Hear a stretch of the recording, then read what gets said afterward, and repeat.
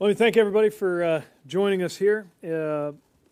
Put simply, the reason that I'm here is to emphasize that the situation with this bridge may be a regional issue, but it is a national concern.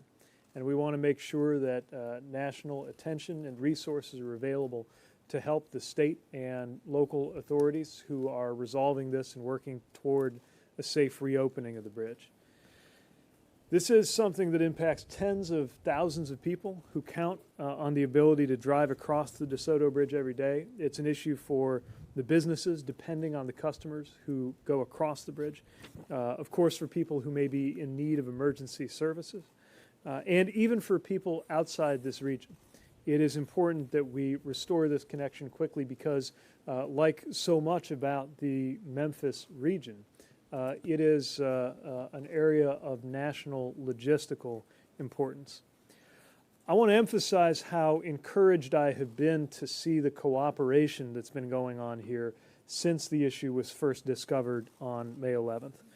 We've been collaborating with state partners to help them to get repairs done safely and expeditiously and to manage the travel delays that are happening in the interim. And what I have seen is across local, state, and federal boundaries, across the line between Arkansas and Tennessee, across party lines and without regard to politics, there's been enormous collaboration. In particular, I want to thank the leaders of Tennessee and Arkansas Departments of Transportation, Commissioner Clay Bright on the Tennessee side and Chairman Robert Moore on the Arkansas side for their responses to this closure, for the planning on how to safely reopen the bridge, and for the engagement across those boundaries I was talking about earlier. I've also had a chance to visit with Mayor Strickland and Mayor McClendon of West Memphis and heard about the creativity and the hard work that they have put in to supporting their residents through this challenging time. And I want to thank Representative Cohen for your leadership, for having encouraged me from literally our first conversation to come out here to Memphis. As you likely know, Representative Cohen and his colleagues on the House Transportation and Infrastructure Committee have some very important work ahead of them in just a few days as they return to Washington and take up the committee markup on a bill that will have a lot of very important connections to the President's American Jobs Plan. I want to acknowledge and thank Senator Blackburn, who was with us earlier today and enjoyed being able to hear her perspective and see her commitment to these issues as well. We were able to view the bridge, see progress on repairs, and spend time with the authorities working these issues on the ground to see what they need and where we can be helpful. And I also want to acknowledge our personnel on the ground from the Federal Highway Administration in both Tennessee and Arkansas, led by Acting Administrator Pollock, who have been responsive from day one on this. We also got to hear from people and companies from a small family-owned trucking business all the way to FedEx about how the closure has impacted them. Now, our understanding of the state of play is that Phase 1 work is complete. That was the work to stabilize the bridge. And now Phase 2, the structural work to fully strengthen the fractured area, is underway. A final step will be not only completing the physical work, but the inspections that are so important to address any remaining issues and have been underway since the first. And I know our state partners will be here in just a moment to cover that in greater detail. I also just want to emphasize I understand how challenging this has been in different ways for different people in the communities of Memphis, West Memphis, and beyond. We've heard from through the mayor about trucks having been rerouted onto residential streets in West Memphis because their navigation app sent them there. We've heard about people in the hospitality industry seeing their hours cut after everything they've been through with COVID because of the impact on customers. And heard from truckers who have pointed to losses in the millions every day from the delays and the reroutes that have been responsible. We are, of course, grateful and glad that this was detected without any loss of life. But that doesn't mean the closure hasn't been painful. So we're doing everything we can to help. Safety is, of course, the first and top priority. And Federal Highway Administration personnel have been meeting daily with Tennessee and Arkansas to support the safe repair of the bridge. Did what they could to help toward getting Phase 1 completed ahead of schedule. and are also partnering to reduce the traffic delays on the other bridge, the I-55 bridge, helping to do things like quickly restriping a critical interchange, and was pleased to see that the average travel time on I-55 went from a 47-minute delay 2 weeks ago to a 27-minute delay on average last week. I'll also note that Federal Highway Administration has initiated a program assessment of the Arkansas Bridge program last week to make sure that the right programs and policies and people are in place. And we hope that that will yield more answers about what happened and how we can prevent things like this in the future. The other thing I want to emphasize is the interconnectedness of this country that I think is so much on display in this critical shipping and logistics hub that Memphis and West Memphis represent. You got highways that connect from all the way to Canada and Mexico and across the U.S. coming through here, carrying over 100 million tons of freight annually, major river barges, some of which we saw passing under the DeSoto Bridge, 5 Class 1 rail lines, 5th largest inland port in the country, and of course an exceptionally important cargo airport. And it's one more reminder, just like the Colonial Pipeline incident was, of how much we depend on critical infrastructure that most days we may not even think about. And our country's got some work to do in this regard. We have 45,000 bridges in poor condition in this country, and Americans cross those bridges 178 million times every single day. America has fallen out of the top 10 in infrastructure. And if we want to be remain the leading country in the world, we've got to make sure we have world-class infrastructure to match. I know that's something that people understand regardless of party, regardless of region, and we're doing everything we can to make that a reality. So with that, it's my pleasure to hand it over to Representative Cohen, a fierce advocate for this region, for infrastructure, and for making sure that we get this bridge addressed safely and expeditiously. Representative, over to you. Thank you so much. Thank you. Secretary Buttigieg made a special visit here to Memphis.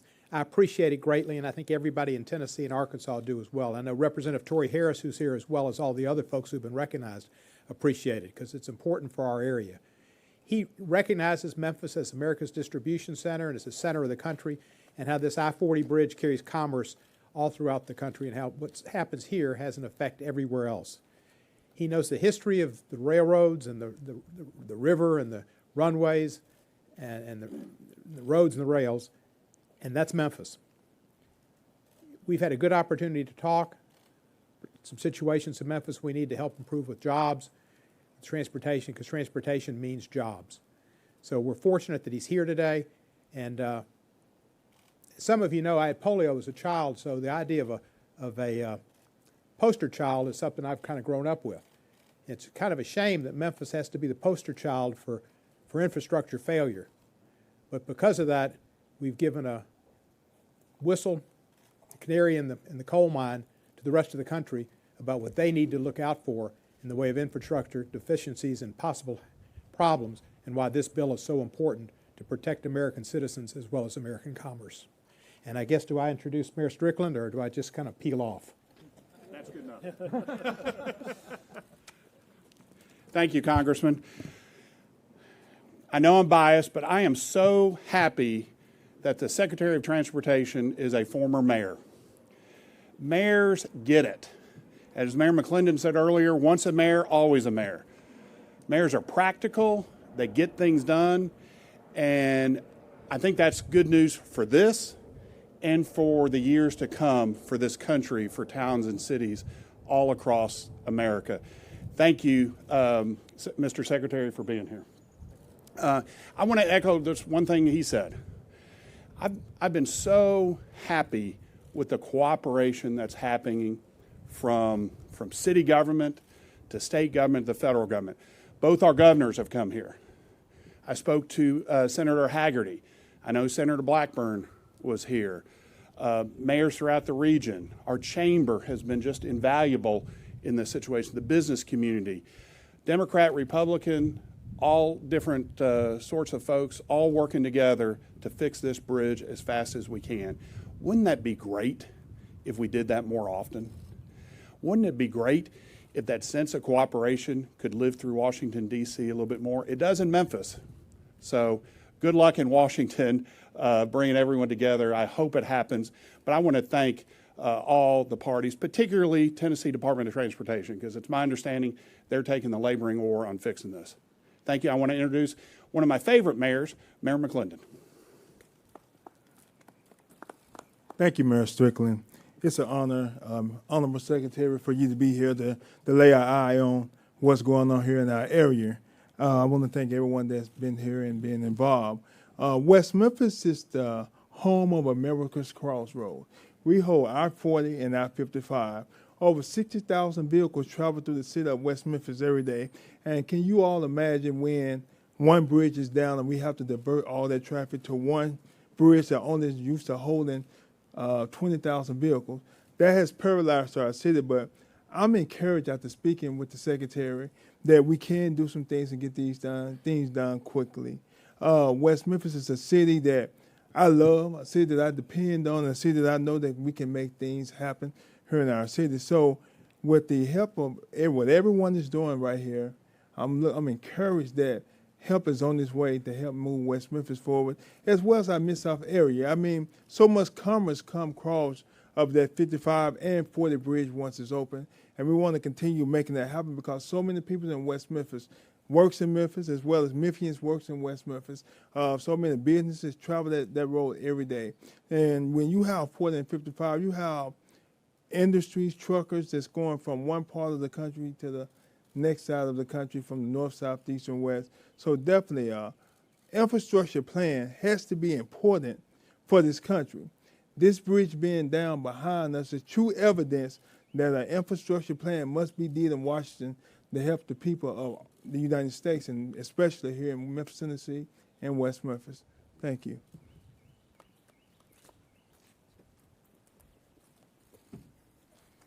Secretary Pete, we really appreciate you being here today and the support that shows. Thank you. Congressman Cohen, the same. Thank you. Mayor, thank you. And Commissioner Moore. And Stephanie Pollock, I appreciate you being here. It means a lot to us as far as the support it shows and what we're trying to do. I've told y'all before, safety is number one for us as far as getting this done. Safety for our workers that are working on that bridge right now, the bridge inspectors. Right after that is safety of the public. Once they get back on that bridge, we want to be sure that bridge is safe. We've talked about the permanent fix, and that's what we're working on right now. And then Secretary mentioned the inspection that's going on also as far as looking at the bridge right now and any long-term issues with the fracture that happened out there. So right now we're in our phase 2. Phase 1 we completed on the 25th. We completed all our design documents Saturday night, the 29th, sent that to Kiewit. They are in the process of getting that material for the permanent fix right now between the post-tensioning and the plates that will go in to reinforce the fracture.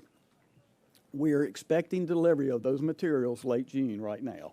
That's where it is in process. The prep work will start probably this week as far as making sure we're prepped with the existing beam for those materials that are coming in. So we'll be ready for it once it hits the job.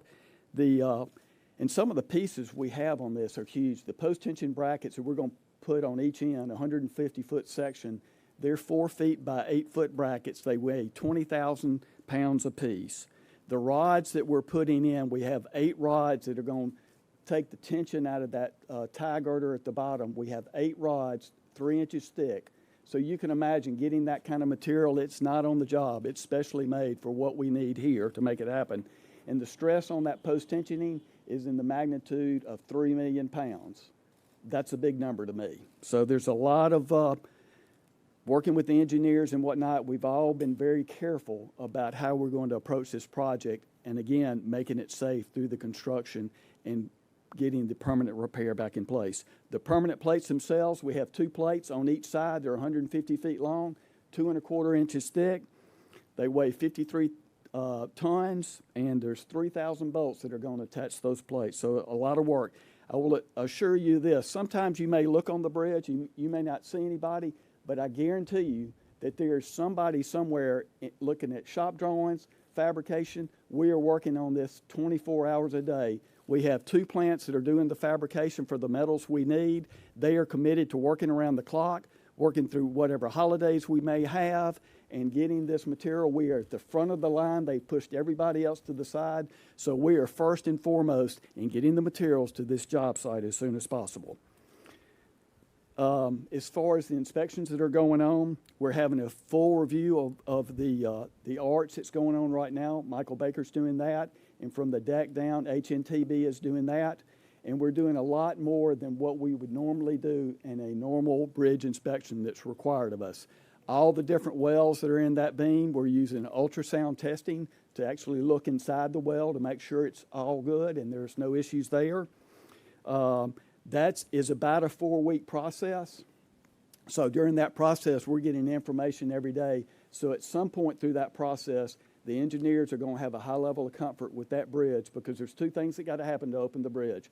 We got to get the permanent plates on, and we have to have a comfort level that there's no other issues out there. And if we do find an issue, that could impact the opening of the bridge. So as I told you, we're expecting materials on the bridge latter part of June. We'll start installation of those products as soon as they hit the line, and we expect the installation of that product to go through July.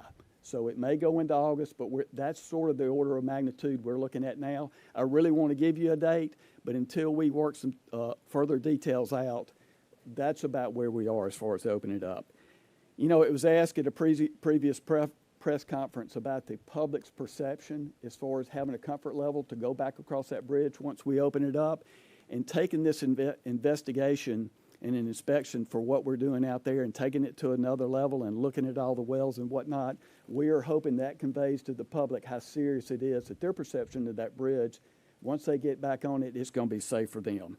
Last thing I want to hit is the I-55 bridge. Arkansas asked us to look at that bridge after we started loading it up, and just, I told you before, out of an overabundance of caution, we had no concerns with that bridge. But after our bridge review that we finished up yesterday, we have found that all the previous inspection work done by Arkansas DOT accurately reflects the condition of that bridge. It's a robust bridge. Even though it's 70 years old, it's a very stout bridge. And the load rating through the model that RDOT runs on that bridge shows that that bridge can carry all the current design that's on that bridge right now. So we do not have any issues there. So that's all I wanted to share with you today. Thank you.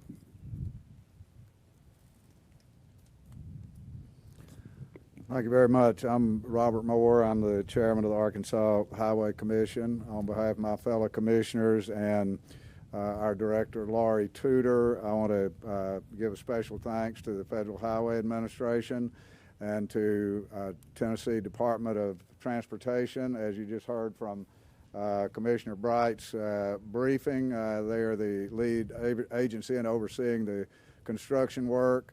And I know each of you who are here today and those who are joining us via the media, from that briefing, we know that TDOT absolutely knows what they're doing. This is in the best hands, safety being the paramount issue for the workers and for the safety of traveling public as they return. So I want to say a special thank you. Also the mayors, congressmen, it's good to be here with you today. And of course, Mr. Secretary, thank you as we had a chance to visit. It is so keenly important, I think, in the world in which we live now, where our divisiveness sometimes overshadows our abilities to come together. And an event like this, where adversity is focused upon the necessity of coming together, when we have the leaders of the various states and the agencies and the federal government come together as one to find a solution. It represents the best as what we are as Americans, and hopefully, as one of the speakers said, will set a model for work that's done in Washington, where we do learn to cooperate and get along and take care of the business of the American people. One thing that this does, the condition of the bridge and the works being done certainly has been adequately covered. One thing that I would like to follow up on very briefly is the fact that this does, in the face of this adversity, points up that we have a very aging infrastructure in this country. And like we tend to do sometime in government, we keep kicking the can down the road. Everybody knows that it's aging. We talk about it, but we don't quite find the will to get something done.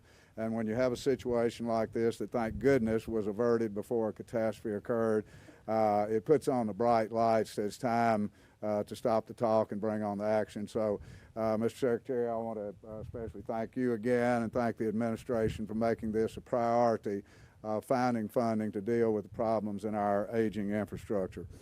At RDOT, our core values, our top 3 core values are safety, public service, and teamwork. I've seen that throughout as I've seen RDOT from the high echelon to the employees doing the work, dealing with this situation. I've had a chance to observe it today. I certainly see that in my meeting and briefing with Commissioner Bright and members of the Federal Highway Administration. So once again, I want to close and just say thank you for everybody. It's a sad day that brings us together, but a good day to bring us together with a resolve that we will meet the needs of the future for the people of this particular area and the people of the United States so that they can have, once again, safe travel across the bridge here at this very important metropolitan area. Thank you very much.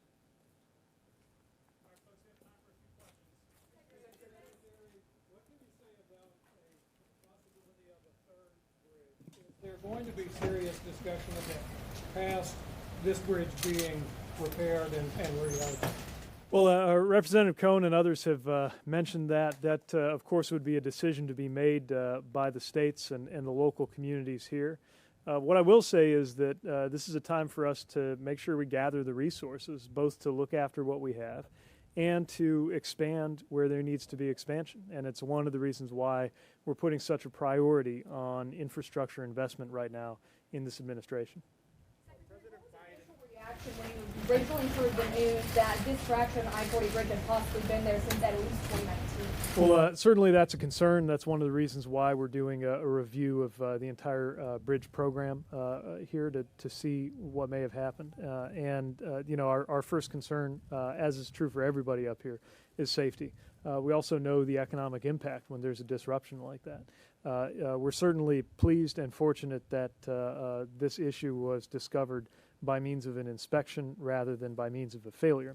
But now we got to make sure that the process, we understand the process end to end and can learn from that for the future.